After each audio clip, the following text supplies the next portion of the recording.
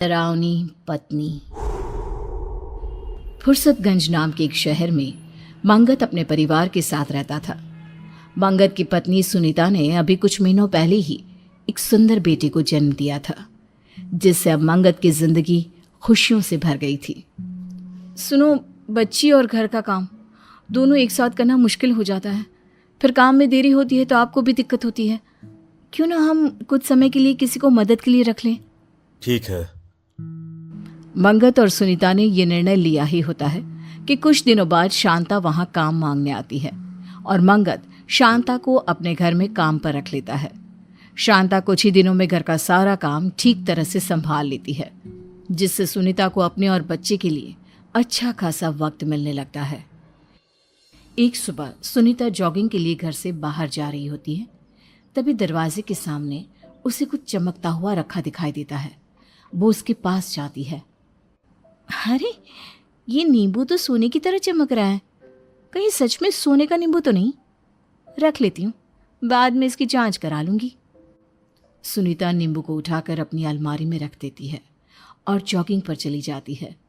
दिन बीतता है, सब काम सही से चल रहे होते हैं। रात को सब खाना खा के सो जाते हैं, लेकिन बीच रात करीब 1 बजे सुनीता अचानक अपने बिस्तर से उठ खड़ी होती है और अपने बच्चे को लेकर घर के बाहर मौजूद कुएं के पास पहुंच जाती है।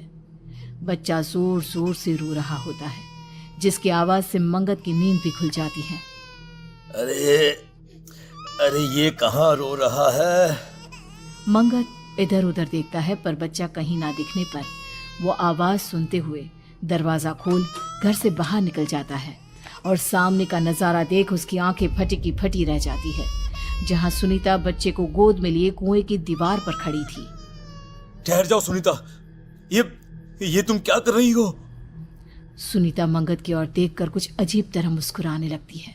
मंगत तेजी से भागकर उसके पास जाता है और बच्चे को छीनकर सुनीता को दीवार से नीचे उतारता है। तुम्हारा दिमाग खराब हो गया है क्या? तुम बच्चे को लेकर यहाँ क्यों आई? आखिर तुम करना क्या चाहती थी? मंगत ये बोल ही रहा होता है कि सुनीता बेहोश हो जाती है। सुनीता की हालत देख मंगत को कुछ समझ में नहीं आता। वो उसे उठाकर कमरे में ले जाता है। आज से पहले सुनीता ने ऐसा कुछ नहीं किया। आखिर ये सब था क्या और क्यों? मुझे विशाल से बात करनी चाहिए। अगले दिन मंगत अपने मनोवैज्ञानिक दोस्त विशाल को फोन करके उसे सारी बात बताता है, जिसके कुछ ही देर बाद विशाल उनके घर पहुंच जाता है और सुनीता से बात करके उसके मन की दशा जानने की कोशिश करने लगता है। अरे तुम चिंता मत करो मंगत, घबराने वाली कोई बात नहीं है। ये स्लीप वॉकिंग का नतीजा हो सकता है। मैंने भाभी को दवाइयां दे दी हैं, अब मैं चलता हूं, ध्यान रखना अपना। विशाल वहां से चला जाता है, जिसके कुछ दिनों तक तो सब ठीक रहता है, लेकिन फिर एक शाम जब मंगत ऑफिस से घर लौटता है तो अपने कमरे का नजारा देख उसके होश उड़ जाते हैं, जहां सुनीता ने एक बड़ी रस्सी पंखे से बांध रखी थी और दूसरा सिरा अपने मासूम बच्चे के गले में बांध रही थी। सुनीता, अरे तुम पागल हो गई हो क्या? आखिर तुम्हें क्या हो गया है? तुम हमारे बच्चे की जान लेना चाहती हो क्या? हटो यहां से। मंगत सुनीता को धक्का दे बच्चे को गोदी में ले लेता है, जिसके बाद एक बार फिर सुनीता बेहोश होकर गिर पड़ती है। मंगत उसी वक्त विशाल को फोन कर घर बुला लेता है। विशाल, मेरी तो कुछ समझ में नहीं आ रहा। आखिर ये सब मेरी जिंदगी में क्यों हो रहा है? न जाने अचानक सुनीता को क्या हो गया है। वो बार बार अपने ही बच्चे की जान लेने की कोशिश क्यों कर रही है? अचानक भाभी को पड़ रहे इन सब दौरों का रीजन तो मुझे भी कुछ समझ में नहीं आ रहा।